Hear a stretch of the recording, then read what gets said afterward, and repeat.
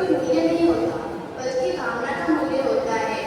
मैंने श्री कृष्ण को प्रेम दिया और उन्होंने स्वीकार कर दिया। सच्चे मित्र की छोटी सी बेटी बहुमूल्य होती है।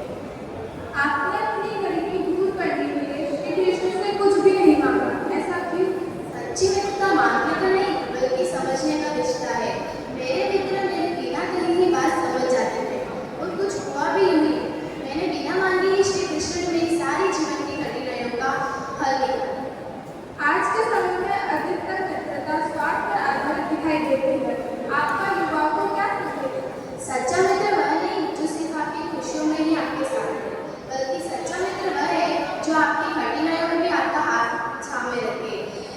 मित्रता में त्याग, ईमानदारी, विश्वास, समानता और क्षमा होनी चाहिए। यदि आपकी मित्रता में यह सब गुण है, तो आपकी मित्रता जीवन भर संभव है। वृंदावन के इस अवसर पर परिवारों युवाओं को आपका क्या संदेश है? मैं यही कहना चाहूँगा कि मित्रता केवल साथ रहने का नाम नहीं, बल्कि जीवन भर वचन निभाने, बल्कि जीवन भर साथ रहने का वचन है।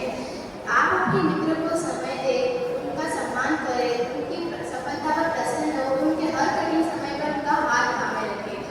आपकी मित्रता में समर्पण, प्रेम और विश्वास है, तो आपकी मित्रता में स्वयं श्री कृष्ण का वास है। और आज मैं यही कहना चाहूँगा कि जब भी मैं अपने सच्चे मन से श्री कृष्ण को याद करूँगा, तो वो मेरे पास जरूर होंगे। क्या आपको लगता है यदि आप अभी श्री कृष्ण को याद करेंगे तो वह प्रकट हो जाएंगे? जी जरूर।